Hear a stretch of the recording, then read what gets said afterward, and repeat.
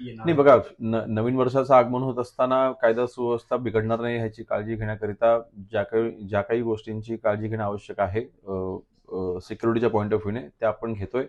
Mumbai police हे नेहमी प्रख्यात राहिलेली आहे सिक्युरिटीसाठी आणि आपले इंटेलिजन्स देखील आपलं स्ट्रॉंग आहे.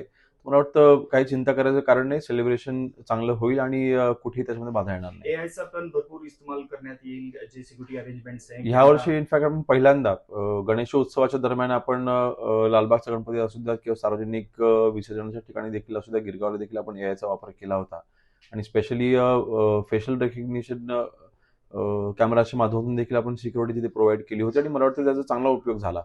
आणि त्याचा आपल्याला माहिती आहे की शेवटी देशभराच्या गुन्हेगारांचा डेटा आपल्याकडे असून त्याचा चांगला आपण उपयोग करून घेतोय. आणि अशा सगळ्या म्हणजे अत्याधुनिक तंत्रज्ञानाचा वापर करून कमीत कमी मॅनपॉवर वापरून आपल्याला कसं सिक्युरिटी प्रोव्हाइड करता येईल अशा प्रयत्नामध्ये मुंबई पोलीस ही नक्कीच मागच्या काही काळामध्ये यशस्वी झालेली आहे.